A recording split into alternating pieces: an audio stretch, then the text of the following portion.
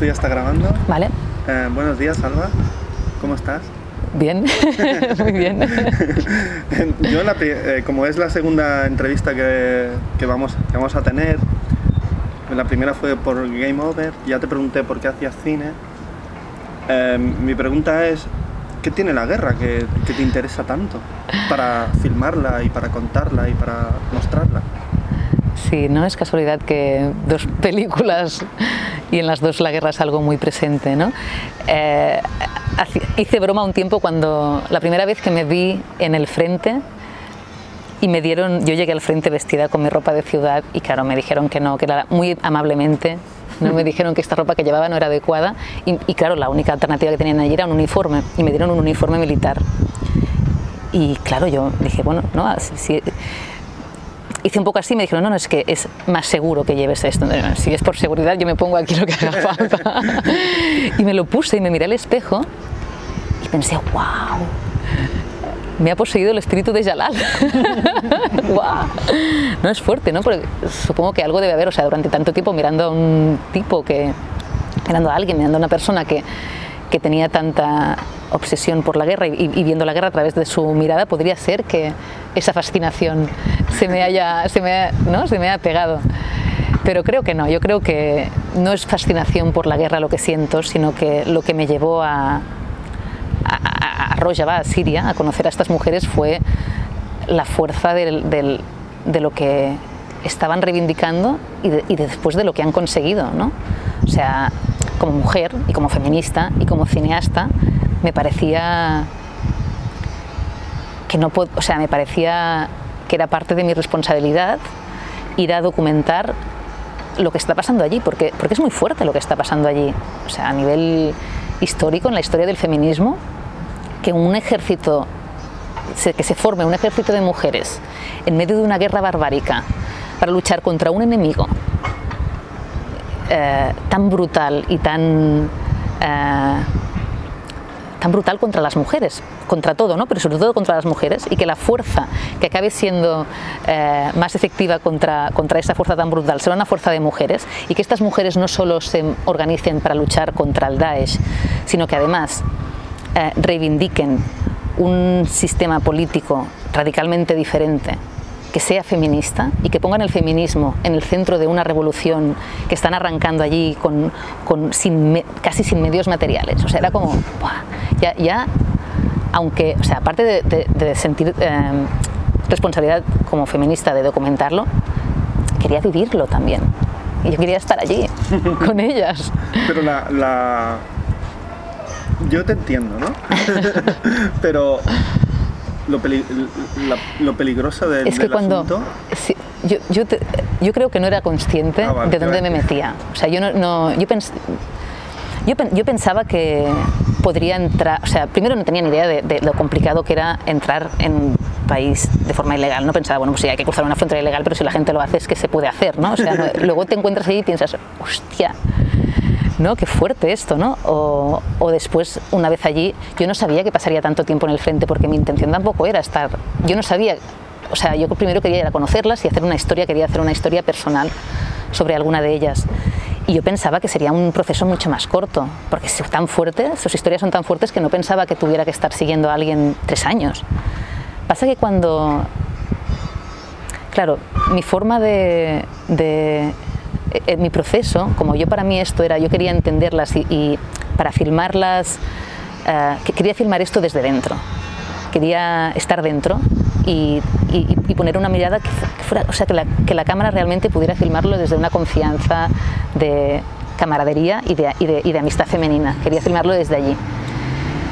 Y claro, esto cuando pasas a formar parte, para filmarlo desde allí tienes que formar parte. O sea, a mí en el momento que me dan un uniforme y yo paso a formar parte de este batallón, a nivel emocional a mí me pasan muchas cosas. O sea, a la que empezamos a pasar momentos duros juntas, yo creo un vínculo muy fuerte con estas chicas. Y entonces allí yo ya no me pude ir. O sea, pues no me pude ir, obviamente volvía a ir, pero seguí yendo. Ahora vuelvo y ahora ya, o sea, no tengo ninguna excusa para volver, pero vuelvo porque las quiero ver y vuelvo a enseñar la película, obviamente, ¿no? Pero, y luego, y también hay una excusa emocional, ¿no? Claro, o sea, el vínculo que se ha generado va mucho más allá del cine, ¿no? Pero tiene que ver con la realidad y con lo político, con la amistad, que también forman parte de cómo yo vivo el cine. Para mí el cine es todo. ¿Y tú sabes que existen estas mujeres? Sí. Sí, la dificultad de llegar allí y después, ¿cómo les propones la película? Porque supongo que otros cineastas también habrán ido a proponerles películas, ¿no? ¿Y por qué te dicen a ti, vale, vamos a hacerlo? ¿Y cómo es el proceso, el feedback? ¿Cómo es? Yo llego allí justo después de una guerra de 4 o 5 meses en Kobane, que arrasa la ciudad. Entonces, después de este enfrentamiento en la ciudad, Estado Islámico se retira, pero deja la ciudad asediada. Entonces, en el norte de la ciudad está la frontera con Turquía y por allí se puede entrar. Entonces, yo así es como llego, entro, y ahí consigo entrar porque tengo amigos kurdos de hace muchos años, porque en mi primera película había una protagonista kurda y siempre he tenido una vinculación con el movimiento, y es un movimiento que he seguido, porque es un movimiento que desde los años finales de los 90 y 2000 se transformó de un movimiento comunista más tradicional, así un grupo guerrillero comunista, a empezar a proponer ideales ecofeministas. Y a mí me ha parecido fascinante que un movimiento guerrillero en Oriente Medio tenga... Eso siempre se le ha acusado al comunismo, de pasar mucho de las mujeres. Claro, claro. Allí lo que transformó el movimiento guerrillero fue que, habiendo muchas mujeres dentro, las mujeres empezaron a quejarse de que dentro de la revolución ellas seguían sufriendo los mismos prejuicios y vivían las mismas desigualdades que por parte de sus compañeros hombres, que lo que vivían fuera de la revolución. Entonces, que para ellas no tenía sentido, y empezaron a intentar cambiarlo desde dentro y lo han conseguido, ¿no? Ha sido brutal. O sea, claro, lo que está pasando en Rojava no nace de la nada. Viene de un montón de años de la lucha clandestina en otros territorios del Kurdistán, y de discusiones y de lecturas y de debates dentro de este movimiento, en el que las mujeres han estado ahí reivindicando sus derechos. Y entonces en Rojava ha sido muy bonito, porque es todo este legado político, feminista, ha tenido un espacio, por el vacío de poder que ha dejado la guerra, ha tenido un espacio donde materializarse y ponerse a la práctica, porque todas las ideas, ¿no?, de todas las teorías de utopías, cuando de repente se ponen en la práctica, pueden, no sé, o sea, puede pasar cualquier cosa. Sí. Y lo que está pasando allí es muy mágico, porque realmente están, o sea, yo no sé, a veces me preguntan, ¿y qué va a pasar, ¿no? Como, ¿qué va a pasar con Rojava dentro de...? Yo, ¿qué va a pasar en el futuro? No lo sé, porque el futuro, y más en esa zona, puede cambiar de un día para otro. Pero lo que ha pasado hasta ahora, desde que se forman las IPJ en el 2012, y hoy, hasta hoy, 2018, es alucinante. O sea, todo lo que han conseguido... O sea, no sé si quieres que te cuente la parte esta política, yo que quieres que hablamos de eso después. Me gusta escucharte, porque tiene que ver con la película y con sobre todo la mirada que tiene la película. Sí, porque o sea, en la película, cuando yo empiezo cuando conozco a Ariane, todavía este proyecto es una idea, ¿no? Kobane está destrozado y hay que... Y la lucha todavía es muy a nivel físico, ¿no? O sea, es de supervivencia. Y luego, que esto ya es algo que no captura la película, ¿no? Pero en la película es el sueño, y ahora mismo en Rojava, gracias a esta lucha y a este precio que han pagado tantas mujeres y tantos hombres, ha habido o sea, lo que se ha conseguido, que es implementar esta idea política, pues está siendo obviamente muy complicado, pero hay muchos éxitos que se han conseguido allí. ¿Y ellas se prestaron enseguida a hacer la película? Sí, perdona, que esto es de lo que veníamos. Sí. También es porque hay muchos focos en la película, hay muchos focos abiertos, hay una historia. Por ejemplo, a mí lo Bueno, explícame esto y después Sí, te comentaré otra cosa. Yo llegué a Kobane y fui al cuartel de las IPJ y les expliqué, yo les dije, porque en ese momento estaban entrando... Oficial, ¿no? Sí, bueno, así, ¿no? Como, en ese momento habían entrado, o sea, era un momento en el que por primera vez en Kobane estaban entrando activistas, gente así de izquierdas que iba a ver qué estaba pasando, y periodistas. No había cineastas en esa época todavía, porque era como un momento era muy reciente. Entonces, cuando yo fui a exponer y había muy pocas mujeres. Yo coincidí allí con una fotógrafo, con iraní, entonces había mucha gente que quería hacer proyectos con ellas, pero eran periodistas y eran hombres. Entonces, claro, para ellas, o sea, el hecho de que yo fuera mujer fue mucho más fácil. Primero porque por un tema de solidaridad de mujer que está en su ideal, y después porque como mujer a mí me podían, yo como mujer podía formar parte de ellas. De su intimidad también. Claro, un hombre no podía. Ya. Entonces era como, era naturalísimo. Entonces a mí me preguntaron, ¿no? ¿Qué quieres hacer? Yo en ese momento les tuve que decir, yo es que todavía no lo sé. Yo antes de saber lo que quiero hacer, tengo que vivir con vosotras un tiempo. Y lo entendieron súper bien y me mandaron a vivir por los frentes en ese primer viaje que estuve como casi 2 meses allí. Estuve viajando por diferentes frentes y estuve filmando y tal. Y no fue hasta el segundo viaje que hice que ya empecé, yo ahí ya conocí a Ariane. Nos conocimos, nos gustamos, y en el segundo viaje yo es cuando ya dije, no, es que yo tengo que seguir a una persona. Y con Ariane nos conocimos en Kobane en ese primer viaje que hice, enseguida, nos caímos súper bien, y creo que o sea, todas las mujeres que están luchando allí tienen una historia muy bestia. O sea, yo creo que hubiera podido hacer un peliculón fijándome en cualquiera de sus historias.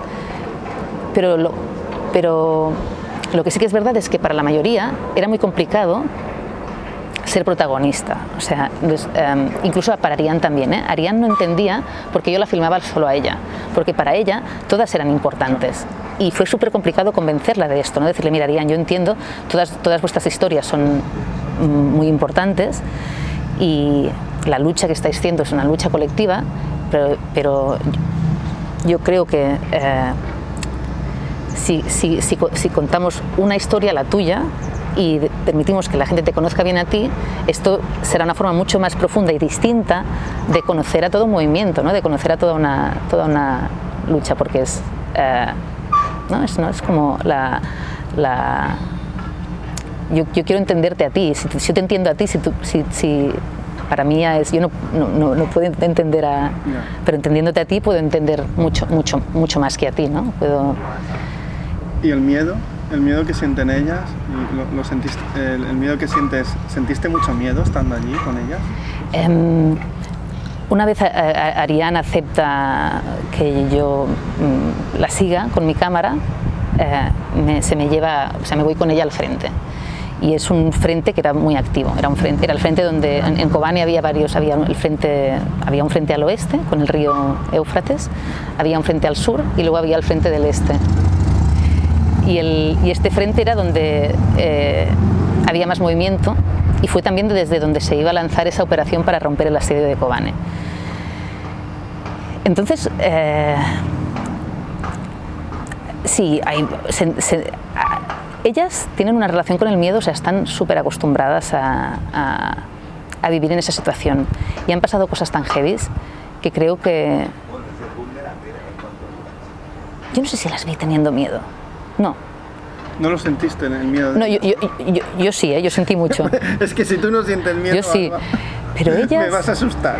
No, ellas...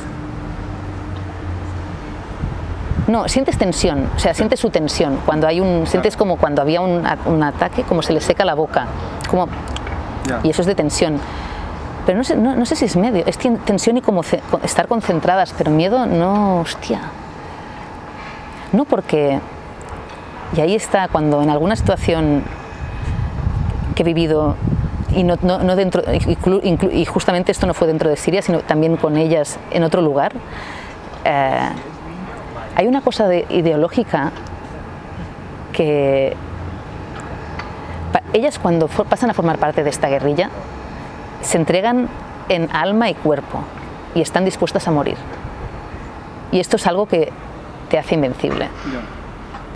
Porque es una cosa que contemplan y que aceptan. Ellas aceptan que pueden morir por esto. Además, esto lo dice Ariane en el principio de la película, ¿no? Que cuando tú aceptas esto, no tienes miedo a morir.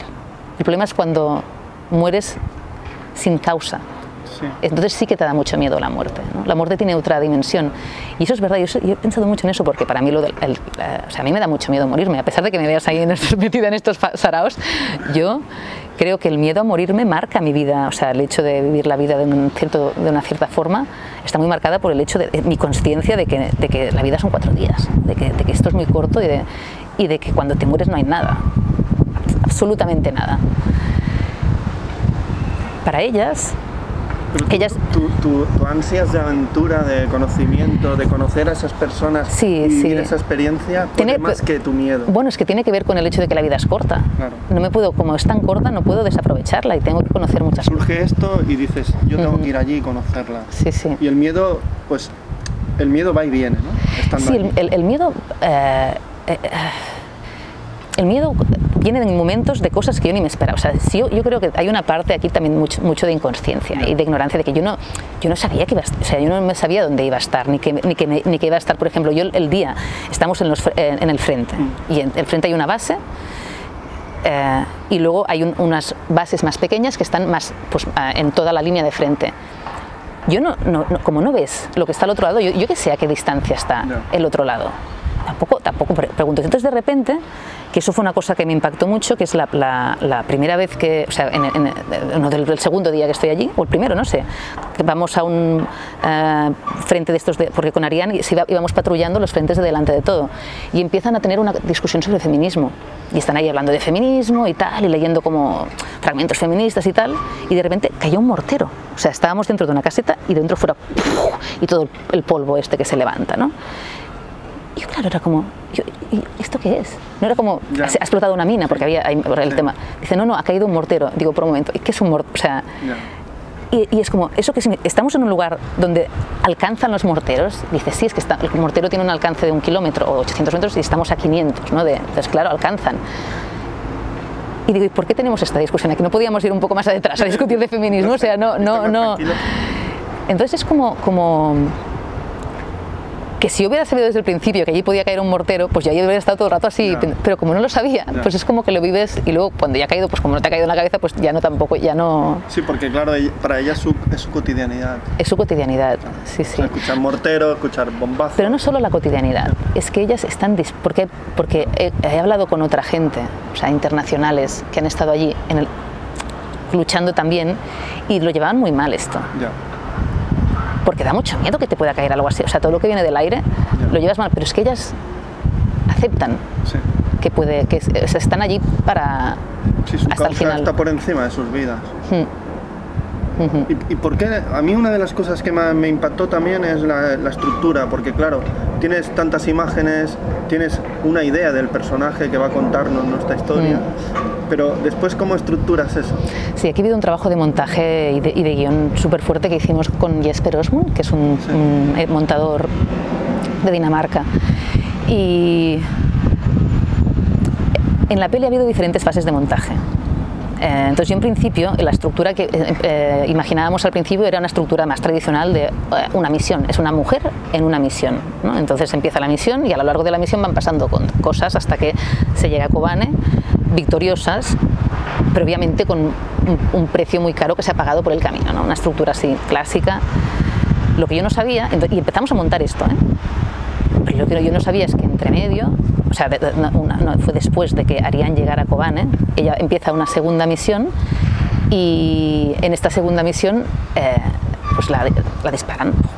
Entonces, en un principio incluso no iba a incorporar esta parte en la película porque el montaje estaba muy avanzado en la otra versión. Pero cuando pasó esto me dijeron, está muy mal en plan, pues a lo mejor y no. Entonces yo fui para allá. Y entre que iba y no iba, me costó como localizar dónde estaba, o sea, fue un lío y finalmente consigo llegar donde está ella. Yo me había llevado la cámara igualmente, pero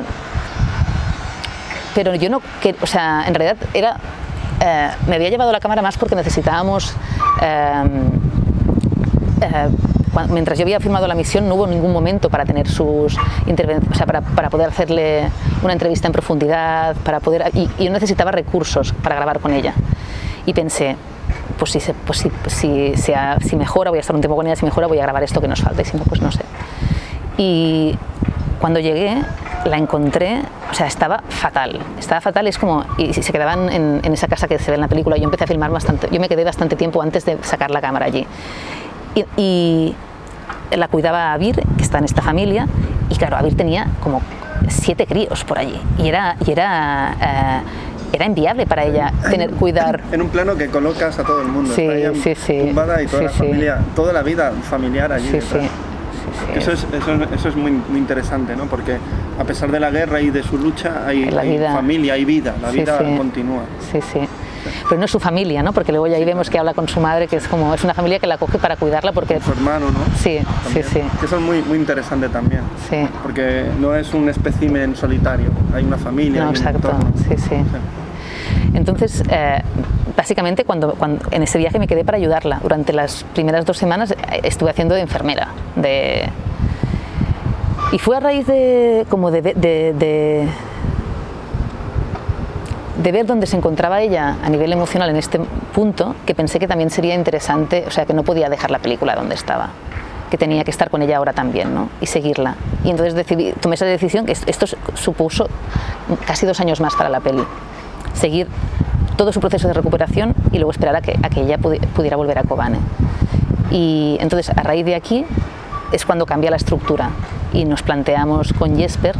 Sí, porque fue aquello de que te grabé en la biblioteca.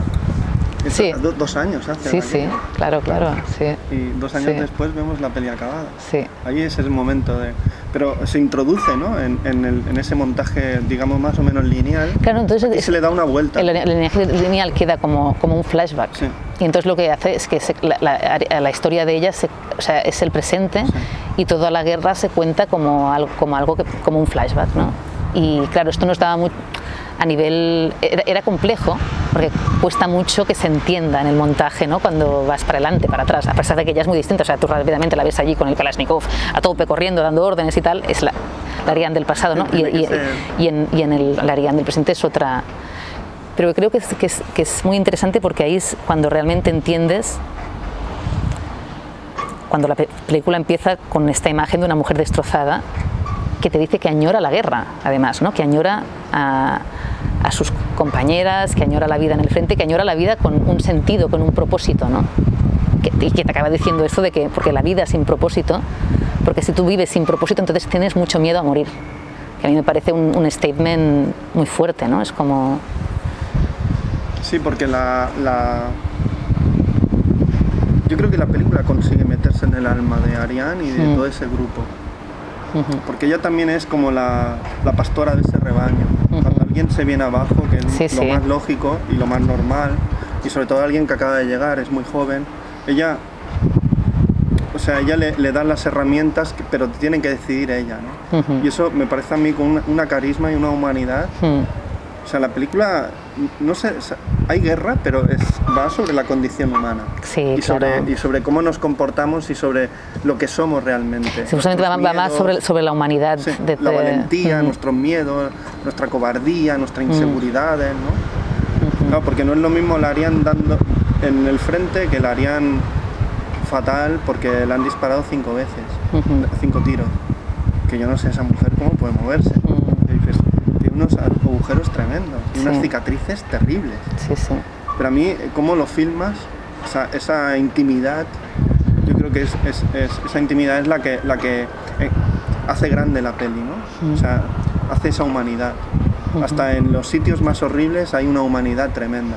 Y yo creo que esa humanidad es la que les sigue ellas empujando, ¿no? Yo creo que a veces nosotros, en los occidentales o los capitalizados, como lo llamo, como me autodenomino yo, hemos perdido mucho la humanidad, ¿no? Y estas personas no la han perdido. Yo creo que a mí lo que me fascina, para mí lo que me conmueve profundamente cuando estoy allí, y lo que me hace sentir, como dices tú a veces, ¿no? A mí tan pequeña al lado de estas personas, es el idealismo que ellas tienen, que es lo que aquí hemos perdido. Sí. O sea, yo creo que la humanidad, aquí sí hay muchos ejemplos de o sea, seguimos siendo muy humanos y nos queremos un montón, y a pesar de que somos mucho más egoístas,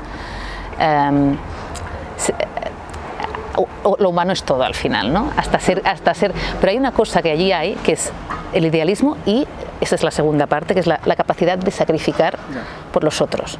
Aquí tenemos una alergia al sacrificio, o sea, no sacrificamos ni por nosotros mismos, a veces es como no sacrificamos nada, queremos estar perfectos, bien, yo, todo el rato yo, y que a mí todo lo que me sienta bien, y todo el rato estamos preocupados por estar bien y por hacer lo que nos sentimos que necesitamos hacer, y porque hacemos yoga y estamos como conectados con nosotras mismas, y siempre allí yo. Y allá, es como, es esa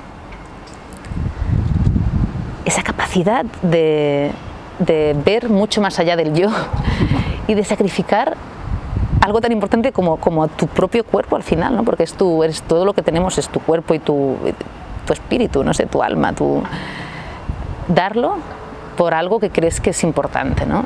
Que es como, no sé, para mí es que a veces lo mira, es como de otra época, no es como de las películas de héroes, es otra época, ¿no? Es otra, y es súper, y esto allí, en un lugar tan difícil de encontrar de sentirse bien, porque estás rodeado de destrucción, estás rodeado de cosas terribles, o sea, poder esa fuerza que emanan las personas que están allí te hace sentir. Yo he sentido, bueno, no sé, he sentido lazos, ¿no? Con la gente que he conocido allí, que son súper fuertes. Y obviamente también tiene que ver con el hecho de que cuando vives una situación tan intensa, y sí, todo es mucho más fuerte, ¿no? Es más fuerte, todas las emociones que vives son mucho más fuertes. Se dispara todo, ¿no? Sí. No, mejor. Sí, ¿no? Y el sentido que le das a la vida también, ¿no? Y el sentido que, para mí lo que me ha sido también una lección de vida, que es algo que esto me quedó, esto me lo llevo de allí, es como, estoy agradecida hasta, es como que tus cosas, tus pequeños problemas, o que te parecen muy grandes, ¿no? Todo lo tuyo me parece tan trivial. Sí. Ahora cuando luego respeto mucho cuando mis amigas me cuentan problemas, estoy allí, ¿no? Sí. Claro que sí, son súper importantes, pero los míos, sin sentido. No, es como que... La de tiempo que le he dedicado a esto, ¿no? Claro, dejan de tener importancia, ¿no? Porque es como que de repente te conectas con allá y piensas... ¿Qué dices? ¿Qué tontería? Sí. ¿Cuándo decides que la película se termina y se va a presentar en el Hot Docs, que pedazo de festival canadiense?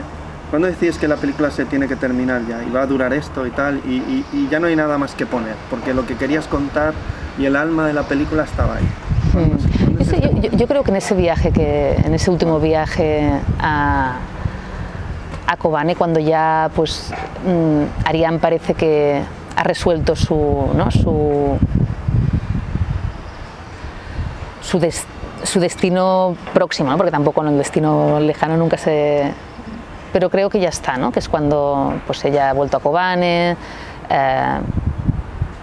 y ha encontrado como un propósito nuevo a su existencia. Creo que ahí es, y Kobane está ya pues en procesos de recuperación, se ha recuperado, ¿no? Como ella, que no está recuperada del todo, pero está en vías, ¿no? Creo que ahí es y ya hice este viaje con el objetivo de que se fuera el último rodaje, y montando ya era como, ya está, ¿no? Ya, sí, no, sí, es el plano de... No, que no se puede contar. No, mejor no lo contemos. Sí. Porque la recepción en Hot Docs, ¿cómo fue? Porque era la primera vez que se veía la película, a la gente, sí, ¿cómo reaccionó la gente? ¿Qué te preguntaba a la gente? Fue impresionante estar en Hot Docs, porque además era un cine tan grande, o sea, era como tanta gente y tan...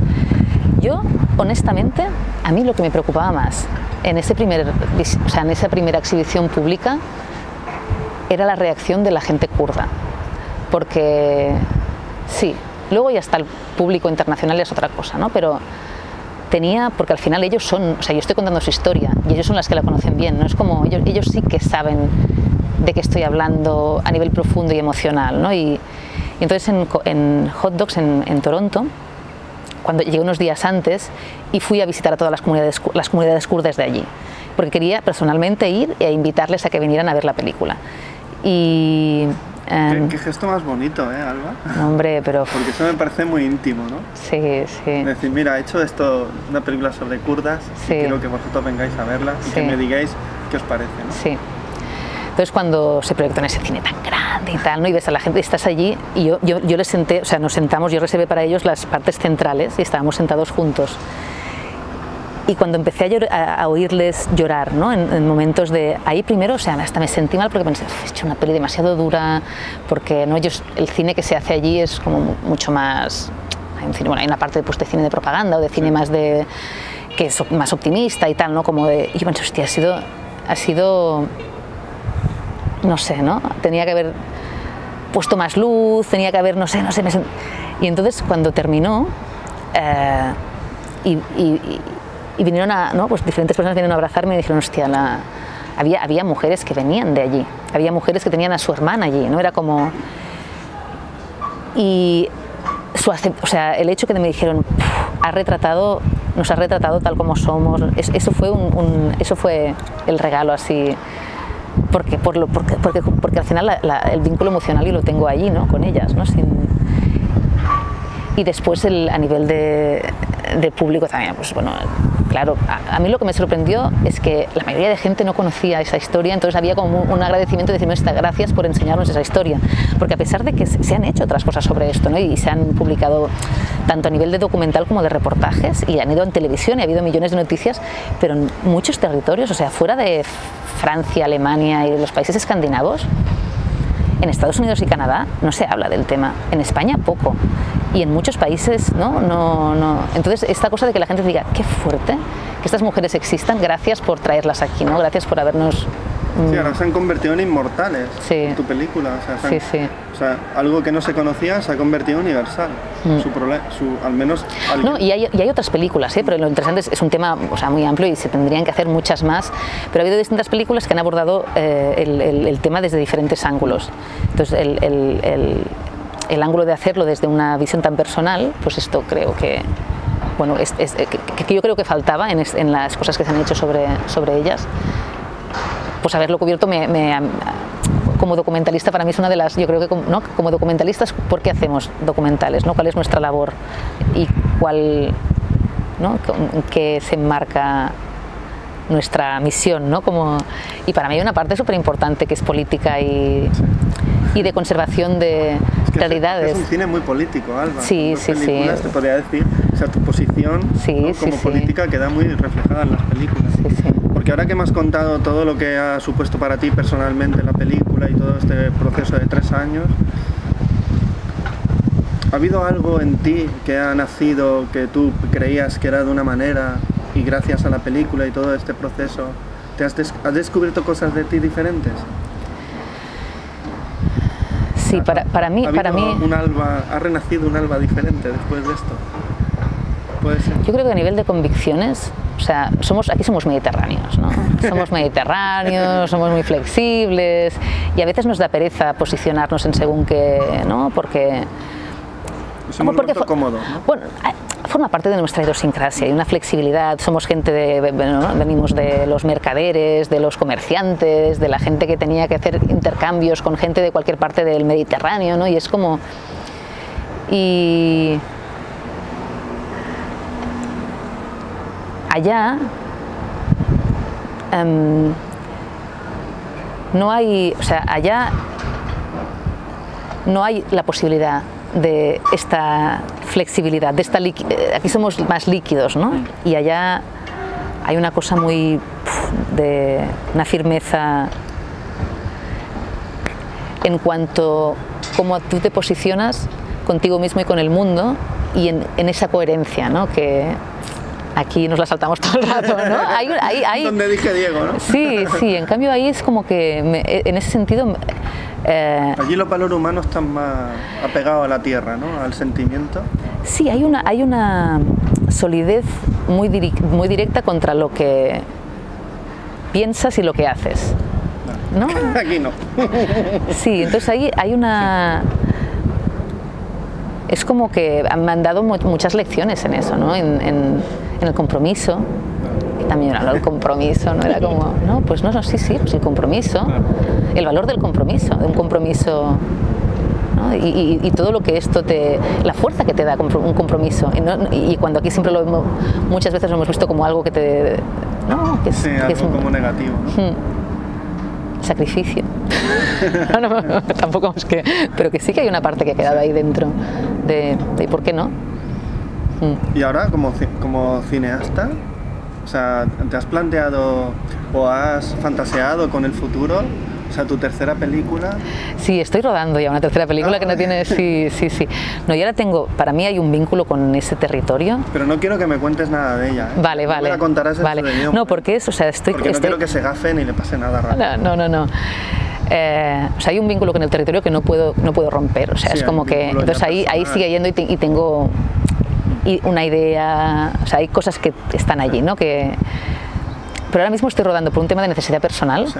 Una historia aquí muy próxima a mí, ¿no? No quiero saber nada, no, ya está. No. O sea, pero es algo que simplemente era como, es casi una reacción porque porque no sé, creo que les pasa a muchos documentalistas o a muchos cineastas. O sea, mi vínculo con lo que filmo es muy fuerte y sé que me va a transformar y que de allí después van a pasar cosas. Entonces hay que pensarlo muy bien, ¿no? A ver dónde acabo después de la siguiente película.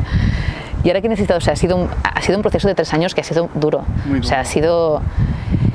Y durante unos meses, o sea, en marzo mataron a la que era una de mis mejores amigas allí. Y eso ha sido algo... Porque vas perdiendo a gente, ¿no? Y piensas, hostia, qué puta, hay gente con la que a lo mejor pues has compartido un rato o un tiempo, pero que te toca un montón. Pero de repente se murió alguien que era muy cercano, una chica inglesa. Último mensaje, o sea, comunicación todo el rato, mensaje de cuando me dijo dónde iba, de tía, no, ¿cómo es? No tendrías que, porque como extranjera, ella formaba parte de las IPJ, se unió a la lucha, pero como extranjera tú no te das en cuerpo y alma. Una extranjera que va allí a participar para empatizar con la causa, ayudar y luego volver y comunicarla desde el activismo, desde tu lado, ¿no? Pero no tienes que morirte allí. Y ella se fue al nido del huracán, o sea, se fue porque obviamente cuando todas tus compañeras van, ¿tú cómo no vas a ir? Porque eres blanca y extranjera, rubia. Se pintó el pelo negro, porque le dijeron, es que le ponían excusas para que no fuera. Como rubia vas a ser target, no sé qué, pues me pintó el pelo de negro, o sea, fue como un... Sí. No la pudieron convencer porque ahí nadie quería que ella fuera allí. Y fue y a los 3 días la mataron. Y yo como sabía que iba a un lugar peligroso, era como el mensaje, ¿cómo estás? Tal, contéstame, dime algo, y ya estaba muerta. Y ahí...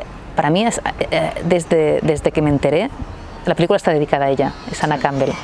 Desde que me enteré, o sea, he estado unos meses con un dolor súper profundo dentro. Y hay un dolor que también, de las cosas que quedan de allí, quedan cosas muy buenas, pero luego hay hay un dolor que está ahí dentro. Es una tristeza. Es una tristeza que no es angustiante, pero que está. Y que te queda dentro todo el rato. Y que tiene que ver con como entender y aceptar que hay una injusticia estructural en el mundo que está allí y que lo único que hace que sea soportable es que hay gente maravillosa con la que compartir el mundo, ¿no? Y con la que intentar juntos que las cosas cambien. Pero es duro. Entonces yo necesitaba, después de esta película, hacer algo en terreno, en casa, ¿no? Como así, estoy haciendo algo muy sencillo, o sea, muy sencillo a nivel político. O sea, es una película feminista, pero es muy divertida, es muy liviana. Después de tanta guerra uno necesita reírse un poco, ¿no? Sí. Pues Alba, un placer hablar contigo. Gracias. Nuevamente. Gracias. Volveremos a hablar de tus pelis. Gracias. Y un placer. Muy bien. Y yo siempre digo hasta la próxima película. Hasta la próxima película. Bueno, nos vamos viendo entre medio nos vamos viendo.